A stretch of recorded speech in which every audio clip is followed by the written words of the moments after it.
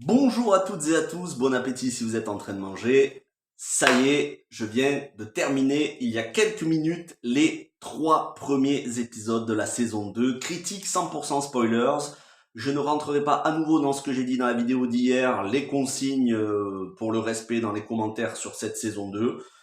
J'hésiterai pas à bannir tous ceux qui viendront manquer de respect, mais tous ceux qui sont intrigués parce qu'il y a des choses à redire sur ces 3 épisodes. Tous ceux qui ont un avis nuancé sont les bienvenus dans les commentaires. Faites preuve de respect pour les autres, c'est le ban définitif. Mais tout ça, je l'ai expliqué dans la vidéo d'hier. Alors, 100% spoiler, je suis obligé parce que il se passe énormément de choses durant ces 3 épisodes. Oui, je sens qu'il y en a certains qui vont dire on avance trop vite, c'est clair, c'était déjà le cas dans la saison 1, la chronologie est bouleversée, énormément de choses sont compressées, certains événements qui arrivent après, ici, arrivent un peu plus tôt. Gardez à l'esprit que c'est une adaptation libre et c'est pas grave que ce soit une adaptation libre à partir du moment où l'esprit des livres, l'esprit Tolkien est respecté et c'est le cas sur ces 3 épisodes à 100%, encore plus que sur la saison 1 où c'était déjà pour moi très bon. Là, c'est Sauron qui a la part belle et ce que j'ai particulièrement apprécié durant ces 3 épisodes, que ce soit Sauron, que ce soit Isildur, c'est que on prend des scènes qu'on avait en saison 1, on avait le début de la scène mais on n'en voyait pas plus, ou bien on avait la scène de la fin de la scène mais on voyait pas ce qui s'était passé avant. Et bien là, on va nous le développer, à commencer par, avec cette introduction de 20 minutes sur le premier épisode, tout ce qui est arrivé à Sauron avant qu'il rencontre Galadriel. Et là, c'est exceptionnel en qualité. Parce que vraiment, on est sur... c'est digne des films de Peter Jackson. Hein. L'intensité, le mystère, le côté dark et la fantaisie. Ce qu'on a dans les livres, il y a des choses inventées bien sûr, parce que dans les livres, il n'y a pas tout non plus. Mais ce qu'ils ont réussi à imaginer, c'est passionnant. Et donc on commence avec un nouvel acteur en dehors de Charlie Vickers, donc Jack London qui joue le Sauron avant de prendre la forme, avant de prendre le visage de Charlie Vickers. Sauron qui, une fois Morgoth vaincu, donc fin du premier âge, une fois Morgoth vaincu, essaye de rassembler les orques autour de lui, puis le complot, le meurtre d'Adar, c'est ce qu'on a, enfin le meurtre de la tentative de meurtre de Hadar envers Sauron. Il pense qu'il l'a laissé pour mort, tout ce que l'on apprenait en saison 1, et justement l'endroit où allait Galadriel durant les premiers épisodes pour chercher la trace de Sauron. C'est la caverne où elle trouvait des traces. Toute la région glaciaire qu'on voyait en saison 1, on apprend justement comment ça devient une région glaciaire, du fait que lorsque Hadar tue Sauron, il y a une explosion des pouvoirs de Sauron qui quitte son corps mortel et qui ravage, qui givre complètement tout le paysage aux alentours.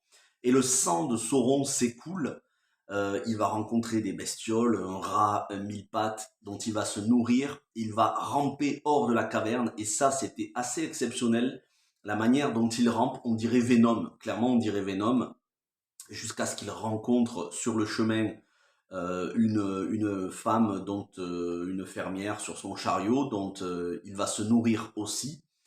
Et sortir justement de ce chariot avec une nouvelle apparence humaine, celle de Charlie Vickers, donc de Halbrand, et rencontrer en chemin d'autres villageois qui partent des terres du sud. Et parmi ces villageois, quelqu'un qui va être très sympa, très gentil avec lui, qui va lui donner l'idée d'un nouveau départ, qui va l'inciter à faire le bien, mais c'est Sauron.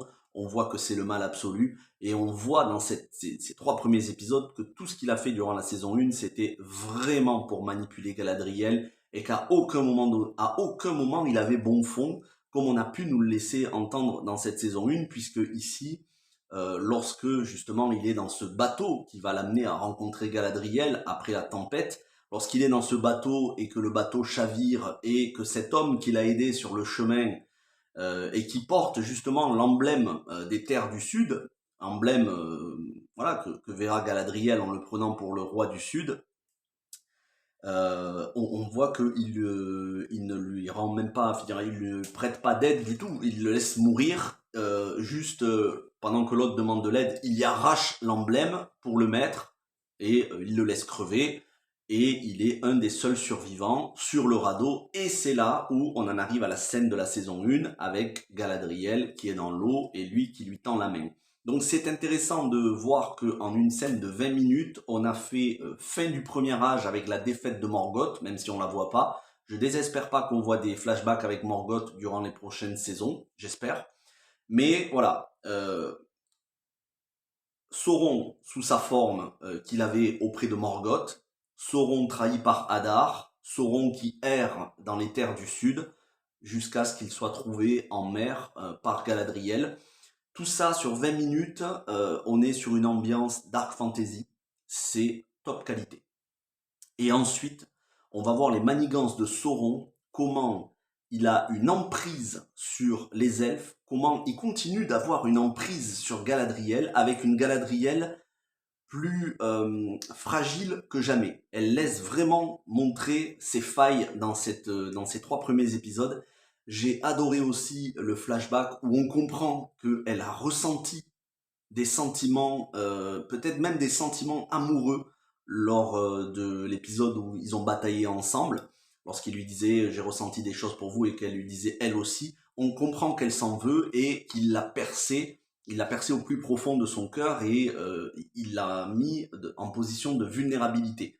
Et c'est pour ça qu'elle se sent faible et elle ne veut pas, sur conseil de Gil-galad, qui va être exceptionnel sur ces 3 premiers épisodes, on le voit beaucoup plus qu'en saison 1, elle ne veut pas rencontrer Sauron toute seule, elle ne veut pas aller à son contact pour le combattre toute seule, et c'est pour ça qu'elle a une totale confiance en Elrond, et là aussi Elrond va être exceptionnel, l'écriture des personnages, que ce soit Galadriel, Elrond, Gil-galad et Círdan, et là je vais en parler de Círdan, l'écriture est excellente sur les nuances, sur la psychologie, sur la sagesse, sur la vulnérabilité des personnages.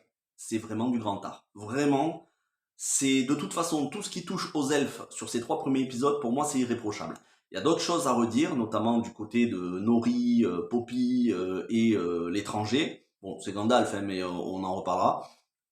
Bon, pour l'instant, on nous a pas dit que c'était Gandalf, mais c'est une évidence.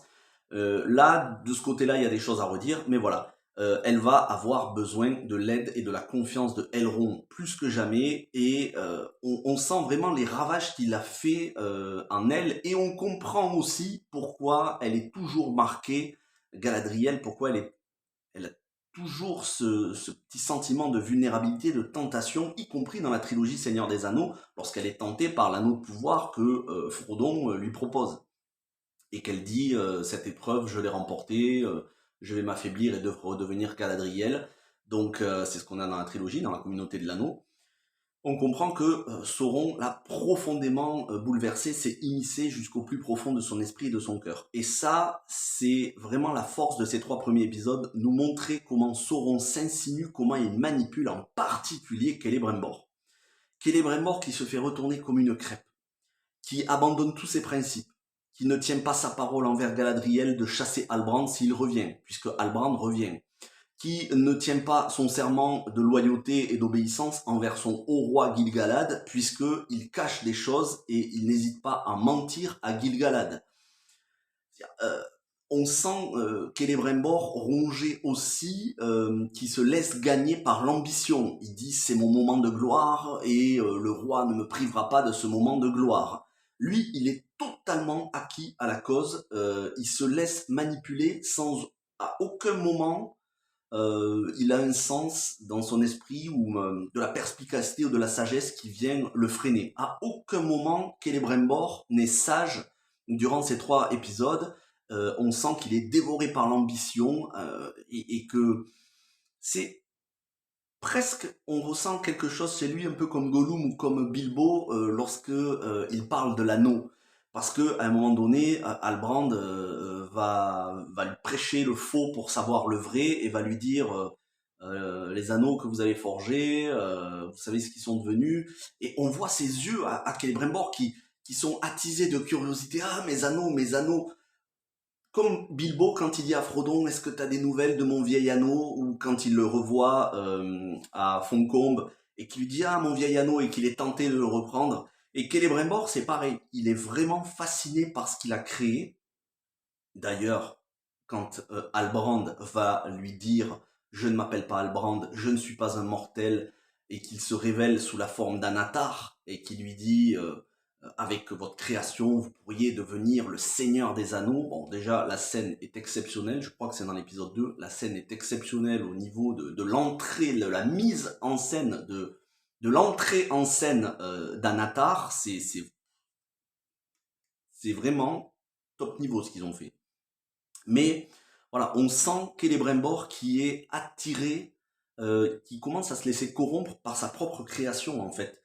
Corrompre dans le sens où son ambition est dévorante, il pense plus qu'à ça, il est animé par ça. Et d'ailleurs, quand Halbrand revient en Eregion, et que voilà, on a une elfe qui travaille pour Celebrimbor qui lui dit, on a Halbrand qui est là, qui est à l'entrée, qui est revenu, et lui dit non, non, il faut pas laisser rentrer, j'ai promis à Dame Galadriel, mais tout en disant ça, on voit son regard sur le côté, il a envie de faire revenir Halbrand, et ensuite il va se trouver toutes les excuses pour faire à nouveau entrer Halbrand. Halbrand, bien sûr, Sauron va le retourner comme une crêpe, il va le faire douter de la loyauté de Gil-galad, il va le monter contre Gil-galad en disant regardez, votre haut roi n'a pas confiance en vous alors que vous avez fait quelque chose d'exceptionnel qui sauve la terre du milieu. Le mec va se faire dévorer totalement, mentalement, psychologiquement par Sauron. Et ça, le côté machiavélique, le côté manipulateur de Sauron, c'est la grande réussite de ces 3 premiers épisodes. Je pensais pas qu'ils arriveraient à faire aussi bon que ça. Ce côté, ouais, il y a une attirance, je vais pas dire une attirance physique, faut pas abuser non plus, mais il y a une fascination de Celebrimbor, à la fois pour ce qu'il a fait et pour Halbrand. Il peut pas s'en passer, il est addict, il est totalement dévoyé. Et c'est la grande réussite de ces 3 premiers épisodes, et aussi de nous montrer la fascination de Galadriel pour les anneaux des elfes, mais aussi la confiance qu'elle a dans ces anneaux, et tout de suite ces anneaux qui vont guérir le peuple des elfes, notamment leurs arbres, et qui va commencer à donner des visions aux 3 elfes, à savoir donc Galadriel, Gil-galad et Círdan. Donc je vais parler un mot sur Círdan avant de revenir sur les visions que donnent les anneaux à leurs porteurs. Círdan, qui est introduit, qui est joué par Ben Daniels. Ben Daniels, pour ceux à l'époque qui avaient vu, il a joué dans Doom, il faisait le Doom, l'adaptation avec The Rock. Bon, certains diront c'est pas forcément une référence, moi j'aime beaucoup le film Doom. Plus récemment, il avait joué dans Jupiter's Legacy, une série qui est sortie sur Netflix, adaptée des comics de Mark Millar, qui a été annulée à la fin de la saison 1, c'est dommage parce que c'était pas si mauvais que ça. Ben Daniels, c'est un très très bon acteur, qui a du charisme, qui a pris un petit coup de vieux aussi par rapport à Doom, mais c'est normal, c'était il y a 20 ans, et qui ici donc fait Círdan le Charpentier, un des 3 porteurs de l'anneau, il me semble que c'est Narya, l'anneau du feu, celui avec le rubis, qui ensuite va être donné à Gandalf par Galadriel, ou par Círdan, je sais plus, mais qui va être donné à Gandalf. Círdan, donc, à qui Elrond vient demander conseil, puisque Elrond, à la fin de la saison 1, il doute de Galadriel. Il a retrouvé le parchemin, il a bien vu qu'Halbrand n'était pas le roi des terres du Sud, mais il a vu aussi que Galadriel le cachait. En fait, Galadriel, elle le cache, parce que comme Sauron lui a dit, si vous le révélez, vous allez être rejeté par votre roi, parce que vous serez celle qui qui m'a fait revenir en terre du milieu. Mais finalement, voilà, elle le dit à Gil-galad, qui le prend plutôt bien parce qu'il a de la sagesse et qu'il connaît, voilà, il sait que Galadriel veut faire tout pour se racheter et éradiquer Sauron. Donc, Elrond, c'est le plus sage de tous dans ces 3 premiers épisodes. C'est celui qui est le plus méfiant vis-à-vis des anneaux et de leur influence, qui ne se laisse absolument pas ni corrompre, ni tenter par le pouvoir des anneaux. Et il est même prêt à désobéir à son roi, euh, non pas pour son ambition personnelle, mais pour sauvegarder les elfes, parce qu'il pense vraiment que ces anneaux sont mauvais, parce qu'ils ont été quelque part peut-être faits sous l'influence de Sauron.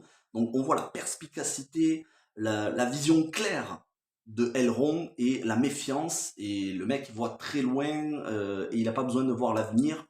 Il a des qualités de sagesse qui lui permettent de se méfier du danger et de ce qu'ils ne savent pas encore.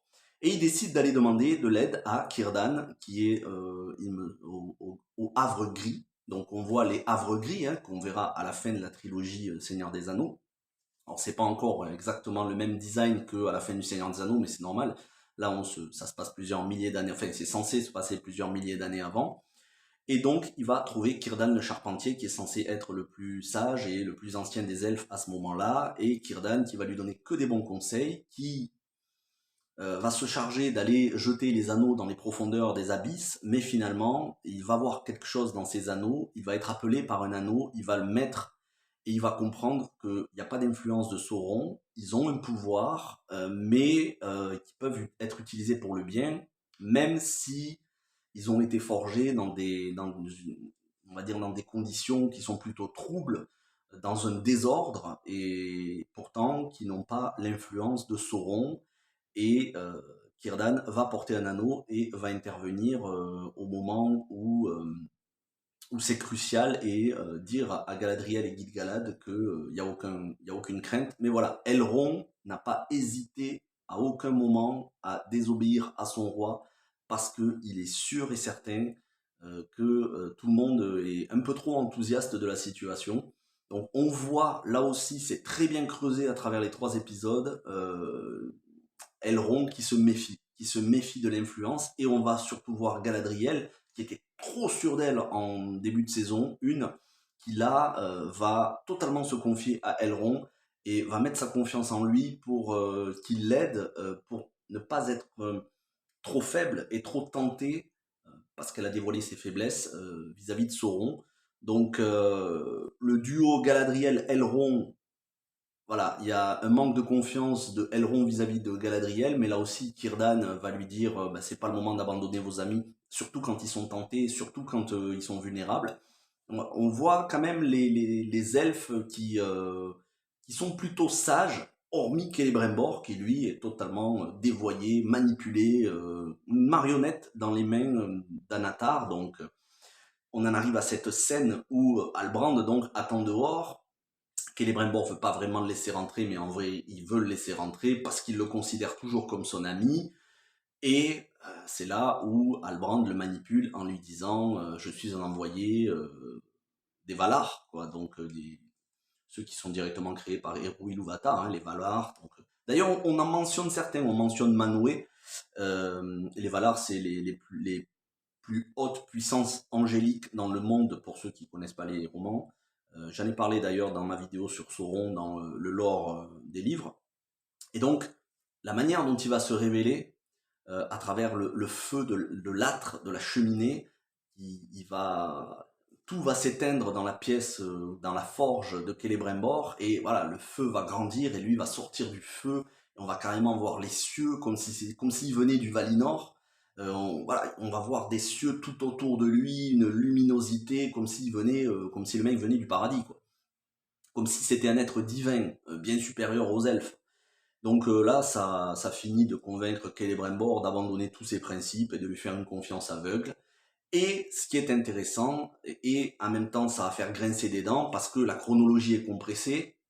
Bien sûr, les anneaux de pouvoir des elfes, enfin oui, les anneaux de pouvoir des elfes normalement sont créés en tout dernier, hein, pour contrer Sauron. Là, ils sont créés en premier.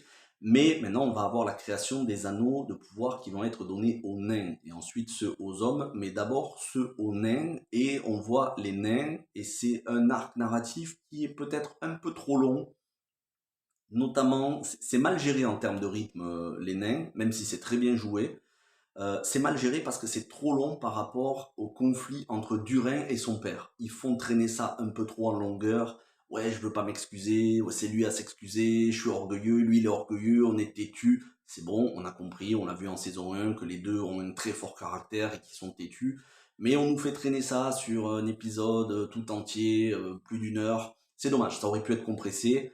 Finalement, à la fin de l'épisode 3, on a donc Sauron, Anatar, qui demande à Celebrimbor de convier les nains pour leur proposer de leur donner du mithril pour qu'ils leur forgent des anneaux de pouvoir, parce que à Khazad-dûm, bah, il commence à y avoir des choses qui se passent, notamment le fait qu'il y a des tremblements de terre dus à l'éveil et à l'éruption de l'Orodruin, donc au Mordor, de la montagne du destin, qui atteint les profondeurs de la terre jusqu'à Khazad-dûm et qui fait trembler le sol, si bien que les fenêtres naturelles qu'ils ont creusées ne permettent plus, se rebouchent, ne permettent plus d'avoir du jour pour cultiver la nourriture. Donc ils sont aux abois, il leur reste très peu de provisions, il leur reste très peu de force, ils sont affaiblis, et quelque part, voilà, ils sont pris à la gorge, et Anatar, donc Sauron, sait tout cela, il va les convoquer en Erégion pour les tenter en leur donnant des anneaux de pouvoir, et ensuite on verra la suite, les prochains épisodes,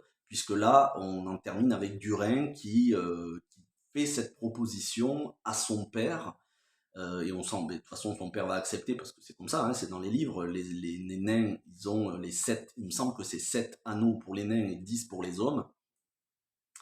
Donc ça traîne un peu trop en longueur, surtout les conversations entre Disa et Durin, c'est franchement pas des plus passionnantes.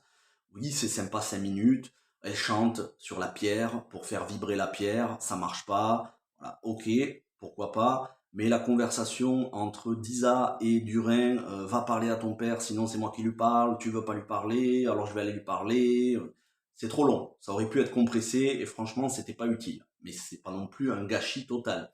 Là voilà, je suis pointilleux pour vous dire tout ce que j'ai vraiment adoré et tout ce qui est un peu trop superficiel. Là où c'est un petit peu plus embêtant pour moi, c'est au niveau de l'étranger, de Nori et de Poppy. Alors on sait que Poppy était partie avec les parents et la petite sœur ou le petit frère de Nori. Finalement, Poppy vient à la rencontre de Nori parce que c'est sa meilleure amie, elle peut pas s'en passer. C'est le Sam Gamgee de Frodon Sake. Clairement, c'est un calque de Sam Gamgee. Et ok, c'est mignon. J'adore la chanson The Wandering Day qu'elle chantait dans la saison 1 et qu'on réentend cette fois-ci, puisque la chanson est quelque part une carte pour trouver son chemin. J'aime énormément la relation entre l'étranger et Nori, mais j'avais déjà adoré ça en saison 1. Bon, de toute façon, l'étranger, c'est pas possible que ce soit un mage bleu. Les mages bleus n'ont aucune importance dans les romans de Tolkien. C'est pas Saruman non plus parce qu'il a pas des liens avec les hobbits. Et c'est pas Radagast parce qu'il s'en fout des animaux. Et Radagast, il est full animaux.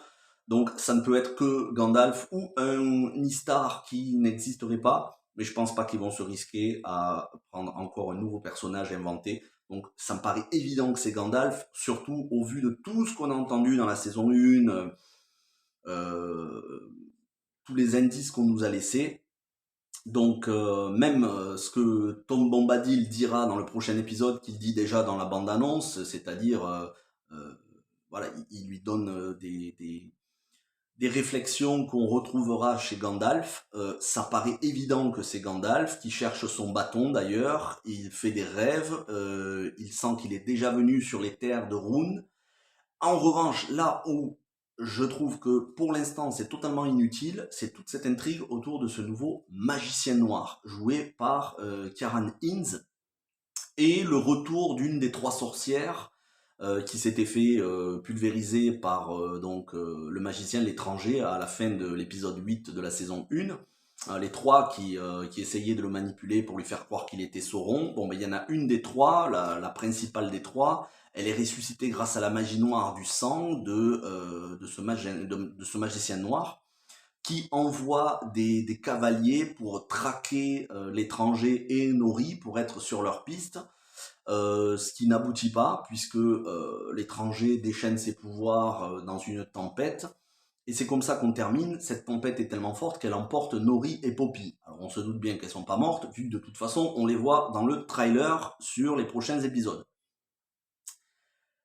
Beaucoup de choses pour pas raconter grand chose.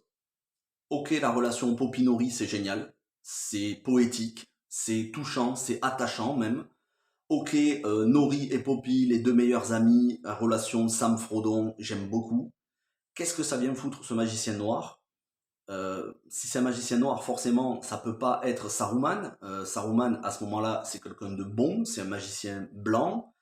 Là, ce magicien, on voit vraiment que c'est quelqu'un de mauvais, puisqu'il utilise la magie du sang, qu'il demande à ses lieutenants de traquer et de ramener l'Istar, donc le magicien, l'étranger. Qu'est-ce que ça vient foutre? Bon, c'est pas du tout dans les romans. Où est-ce qu'ils veulent en venir avec ça? C'est là où je me pose la question. Il y a déjà assez de choses à faire avec le lore. Est-ce que au final, ce magicien noir, c'est un serviteur de Sauron? Bon, tout ça est inventé, mais on verra bien les prochains épisodes. Pour l'instant, je suis pas convaincu de la direction que ça prend avec l'étranger et Nori, mais ça va quand même prendre une bonne direction puisque c'est dans le prochain épisode, l'épisode 4.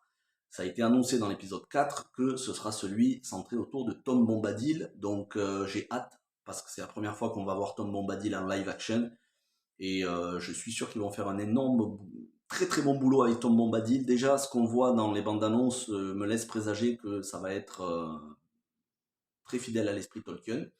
Et enfin, le dernier arc narratif, tout ce qui est Numénor. Alors pour les gens qui gueulaient, Myriel elle est blanche dans le lore Tolkien, et là ils ont pris une actrice afro-américaine, qui soit dit en passant est excellente. Hein. Cynthia Aday Robinson est une actrice excellente. Je vous avais dit en saison 1, une fois qu'on avait vu l'épisode 8, quand le roi, donc le père de Myriel, était sur son lit en train de mourir, on avait Éarienne, la fille de Elendil, inventée pour la série, qui était appelée jeune Myriel par le roi, qui lui dévoilait le passage pour aller chercher le Palantir. Et Arienne, clairement dans cet épisode, dans ce troisième épisode, elle est décisive. C'est elle qui, au retour de Myriel, jouée par Cynthia Aday Robinson, dont tout le monde doute de sa raison, de ses décisions, qui ont conduit à énormément de Numénoréens qui sont morts en Terre du Milieu dans la saison 1, qui arrivent en plus affaiblis parce que aveuglés. Et donc on va avoir Éarienne qui va dévoiler le poteau rose par rapport au Palantir en disant votre reine, notre reine nous a trahis, elle fait plus confiance aux elfes qu'à nous et elle se base sur le Palantir pour prendre ses décisions. C'est ça qui a amené à la mort présumée de mon frère Isildur. Et dans le même temps, elle complote avec Pharazôn et le fils à Pharazôn et quelques autres partisans de Pharazôn, puisqu'on a vu qu'il avait des partisans en saison 1. Et Pharazôn qui, à la fin de cet épisode, donc, prend le pouvoir et clairement, la Myriel jouée par Cynthia Aday Robinson va perdre son pouvoir, va être déchue de son statut de reine. Et je ne serais absolument pas surpris, ça serait conforme à ce que je vous disais, ce que je théorisais en saison 1, que Éarienne va devenir la nouvelle Myriel et va s'unir par mariage avec Pharazôn, puisqu'on sent que les deux sont sur la même longueur d'onde. Et donc on aurait une Myriel blanche, comme dans le lore, ils retomberaient sur leurs pattes. Et on aurait une Myriel jouée par Cynthia Aday Robinson, qui, on sent que elle est attirée par Elendil et vice-versa. Ensuite, finirait ensemble et partirait vers la Terre du Milieu. Mais ça, c'est pas pour cette saison. Je pense que ce sera pas avant la prochaine saison parce qu'il faut encore la destruction de Numénor. Et c'est pas tout de suite. Mais ça va arriver prochainement, sûrement dans la saison 3. Donc voilà, le complot politique, certes, encore une fois, c'est accéléré parce que c'est censé se faire sur quand même une période beaucoup plus grande. Bon, c'est censé être aussi, parce que là, on voit juste un petit groupe de personnes toujours dans la même salle du trône. Bon, Numénor, c'est quand même censé être beaucoup plus grand, avec énormément de peuples. Donc oui, c'est vrai que l'aspect extérieur de Numénor envoie du lourd, comme on l'a vu en saison 1, mais au niveau du peuple, on a l'impression que c'est juste un petit groupe de villageois, certes bien habillés comme les Grecs, dans le luxe, dans le faste, mais bon, voilà, ça manque quand même un petit peu de vie Numénor. Mais bon, pour l'instant c'est un détail, je pense qu'on en verra beaucoup plus sur Numénor durant cette saison. En tout cas voilà, les choses s'accélèrent, le complot, exit l'ancienne Myriel, Pharazôn qui arrive sur le trône, Pharazôn qui est le roi de Numénor comme dans les romans. Et on sent l'ambition dévorante du mec, donc tout ça est en phase avec le lore Tolkien. Là-dessus, il n'y a pas de problème, on est bien dans l'esprit orgueilleux des Núménoréens tel que l'a décrit Tolkien. Et enfin, perso qui n'est pas en reste, Isildur, qu'on avait laissé pour mort. On se doutait qu'il était vivant, de toute façon c'était impossible qu'il soit mort, vu que c'est lui qui tranche le doigt à Sauron lors de la dernière bataille des elfes et des hommes. Euh, Isildur donc qui va être dans la caverne d'Arachné. Alors pour l'instant on n'a pas vu Arachné, on n'a pas vu Shelob, son vrai nom. Il la rencontrera je crois cette saison. Et là on a vu tout un tas d'araignées plus ou moins grandes. Là c'est la séquence frisson. Si vous avez vu Alien Covenant avec les facehuggers dans la pièce où il y en a plein, bah, c'est pareil. T'as des araignées qui bondissent de partout. Il y a même quelques scènes un petit peu assez crades, assez gore, avec un orque qui se fait carrément exploser le cerveau par une araignée. Ouais, c'est assez crado. Le cheval, donc Bérec, le cheval d'Isildur, qui commence à avoir des araignées qui lui montent dessus et tout. C'est vraiment... là, c'est la séquence assez flippante. Si vous aimez pas les araignées, tout ce qui a des pattes, c'est la séquence un petit peu arachnophobie. Et puis on le voit errer dans des marais où il y a des morts à cause donc de la saison 1. Est-ce que ce ne serait pas les marais des morts comme on a dans Le Seigneur des Anneaux, Le Retour du Roi, ou les deux tours? Non, c'est Le Retour du Roi, je crois. Je ne sais plus, je crois que c'est les deux tours. Ça m'étonnerait pas que ce soit les marais des morts. Alors pour l'instant, c'est des marais réduits parce qu'on n'a pas non plus une vue aérienne, mais on est au Mordor, hein, donc ce serait pas étonnant que ce soit le cas. Reste l'intrigue la plus faible de ces 3 premiers épisodes, tout ce qui touche à Théo et Arondir et Bronwyn. Bronwyn, on le sait, Nazanin Boniadi a quitté la distribution, a quitté le casting entre la première et la deuxième saison, elle a quitté la série, pour des raisons obscures qu'on ne connaît pas. Donc on nous l'a montré touchée par des flèches. Il ne me semble pas qu'elle avait été aussi blessée gravement en saison 1. Mais en tout cas, Arondir nous dit, voilà, les flèches des orques, elles laissent des traces, sont empoisonnées, et Bronwyn serait morte des suites donc de ses blessures. Avec un Théo qui est toujours aussi désagréable, certes, ok, c'est parce que il se retrouve orphelin, il avait déjà pas de père, sa mère elle meurt, il est très désagréable, très hautain envers Arondir qui lui aussi est très peiné, qui essaye de faire ce qu'il peut pour remonter le moral et partager sa peine, la peine de Théo. Le gosse est quand même pour l'instant très désagréable dans son comportement. Il n'a pas trop évolué, lui, depuis le début de la saison 1. C'est dommage. On ne sait pas ce qui va devenir. On sait que donc à la fin de la saison, il est confronté à je sais plus, Damorog, je sais plus, l'orque qui est aux ordres de Hadar. Donc il va se faire capturer, il s'est fait capturer par les hommes de Hadar.